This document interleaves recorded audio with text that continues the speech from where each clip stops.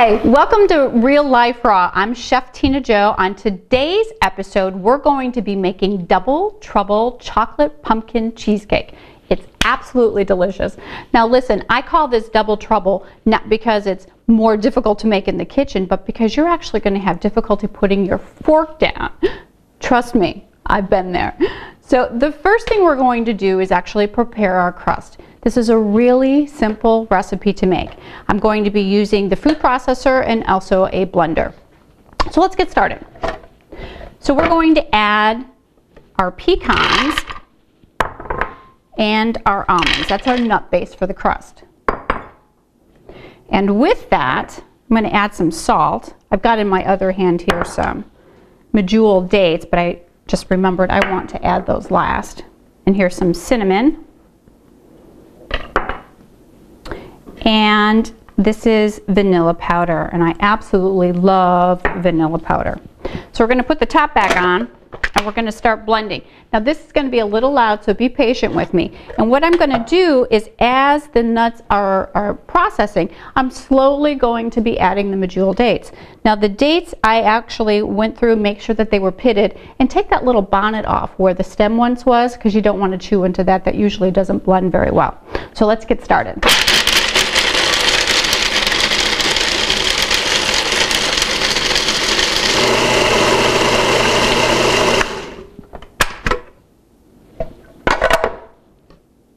Okay, this actually looks perfect. I want to show you what this looks like. You'll know that the nuts, your nut base is processed completely when you can see it actually stiffens, it forms in your hand. That's absolutely perfect. So what we're going to do now is put this in a springform pan.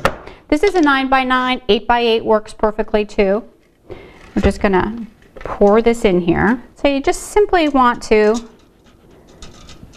get the center of your crust, nice base, and then slowly with your fingers squinch it up the sides there.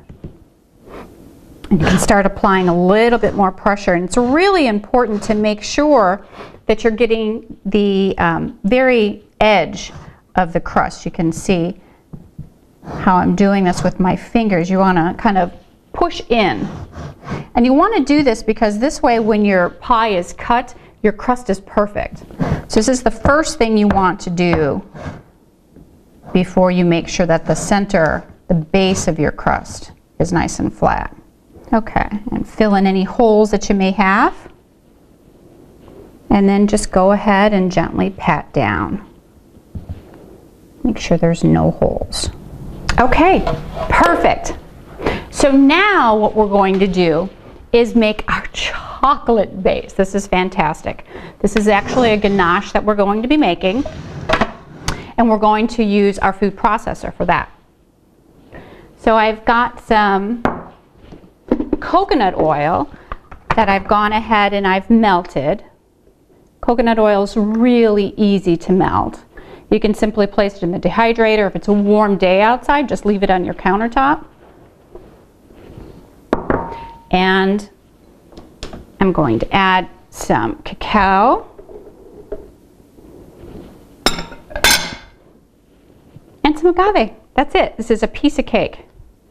And the coconut oil is really what gives the ganache that beautiful shiny texture. And it holds it together too. So we're going to process this. Here we go.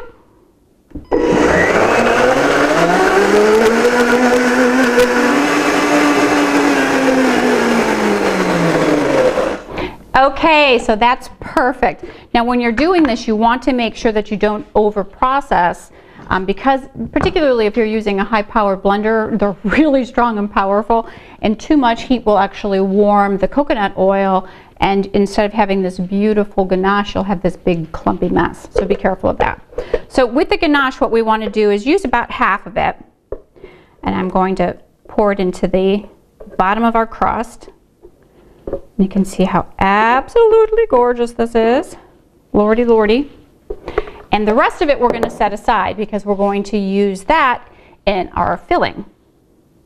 And any remaining ganache is wonderful. You can actually store it in a little plastic tube, and it's perfect for drizzling on your plate, so it makes for perfect decoration. And you can store your ganache in the refrigerator, honestly for about a month. And just to reheat it, what you do is just get some warm water and place your bottle right into the warm water, and your ganache will heat up certainly and makes it far more pliable. So we're just going to spread this around. And this really is such a nice surprise when people are biting into the pumpkin. Okay, so this is perfect. You can see I've just kind of spread the chocolate ganache around to cover the bottom of the pie. If you want, you can go up the sides of the crust. I prefer not to.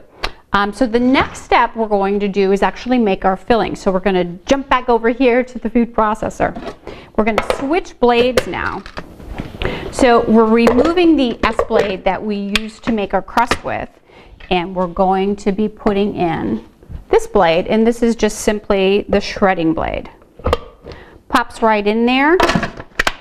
Put your top back on, and now what you're going to do is you're actually going to start your food processor, and we're going to shred, and this is actually squash that I'm using for our pumpkin pie. Squash is absolutely amazing. It's loaded with beta carotene, potassium, and high fiber. So this is really fantastic. So let's go ahead and shred this.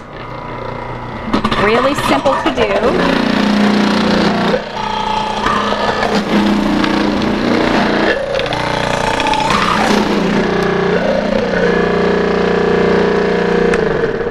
Perfect, look how easy that was.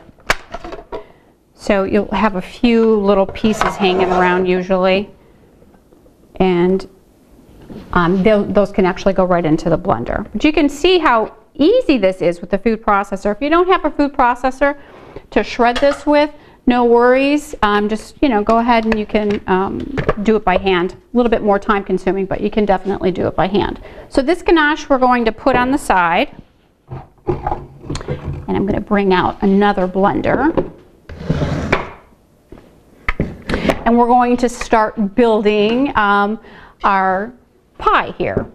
So the first thing I'm going to do is we want to add always the juiciest ingredients at the bottom. This way it makes for our the blender blades to process our food faster. So this is agave. And some lemon juice. Need a little zest. Now I'm going to go ahead and add our squash.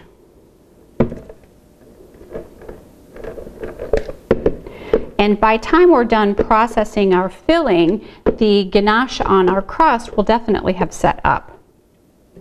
Or you can actually stick it in the refrigerator, and then there's definitely no worries. And so now I'm going to add, these are cashews. These have been soaked overnight. You definitely want to soak your cashews. This way they're certainly far easier to digest, but it makes your filling really creamy and rich. So I'm going to go ahead and process this. This seems like a whole lot, and you actually may need to use your spatula to kind of help blend it up a little bit, and then we're going to go ahead and add some of our remaining ingredients. So here we go, bear with me.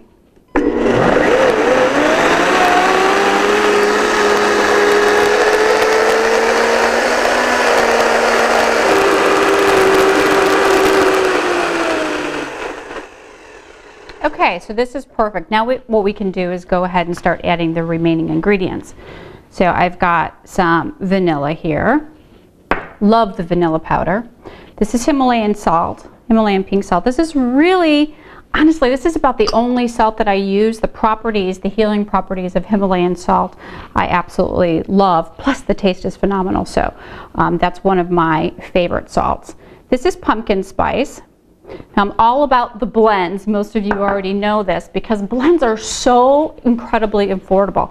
Pumpkin spice has about 4 to 6 different ingredients in the blend. So if you think about it, if you were to go to the store and purchase 6 of those ingredients separately, the cost would be really, quite consuming. So if you buy them as a blend, you are able to, the affordability is certainly fantastic, certainly, but you're able to enhance the flavors of your meals. This is lucuma powder that I'm going to be putting in here, and I love lucuma powder, not only because of the healing properties that it has, but because it really gives a nice maple syrup taste to the pie. This was turmeric, and now I'm going to go ahead and add our oil. I want to do that. I'm going to blend this up a little bit. This is coconut oil. And you notice that this was one of the last things that I added. And again, the reason being, it took a little doing to get our squash and our cashews blended, and you don't want to add the coconut oil because your product will probably freeze. So let's go ahead and blend up.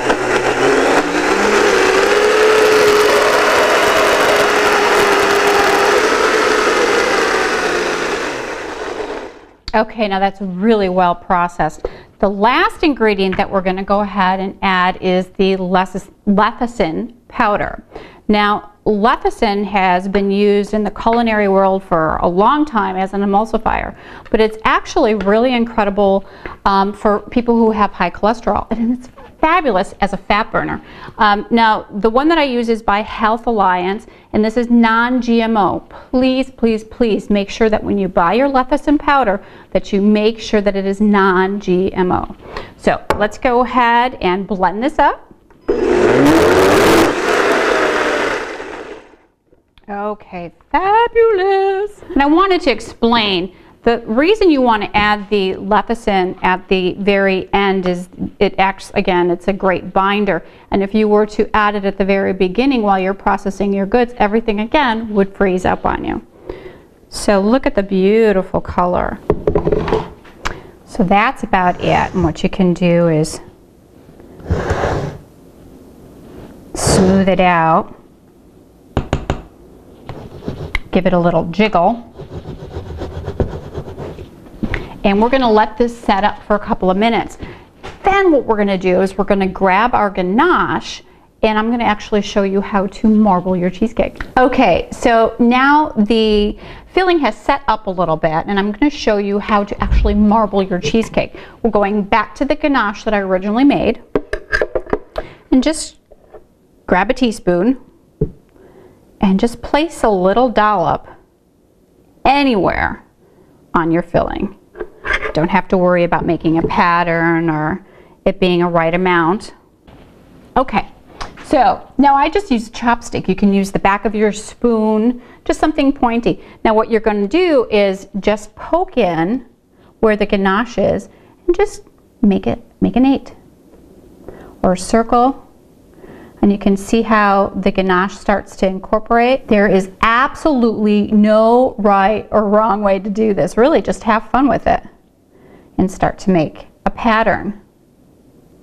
And now what will happen is once the filling has hardened, when you go and you cut your pie, you'll have this beautiful marble effect on the inside of the pie also. It's really beautiful.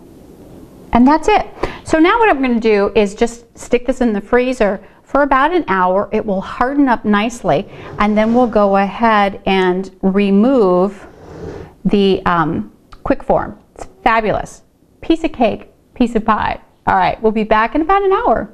Okay, so we're back, and as you can see, I've gone ahead and released the spring form, cut the pie. There seems to be a few pieces missing, but we'll talk about that later. It really is that good. Okay, so, and you can see as I plated the pie, I used the ganache on the very bottom of the base of the pie. Just, again, presentation is everything. We eat with our eyes first, remember that. So here it is, and you can see how pretty the marble actually looks. And the taste. It's really, really good. Happy holidays. Enjoy this one. I'm Chef Tina Jo. Bye for now.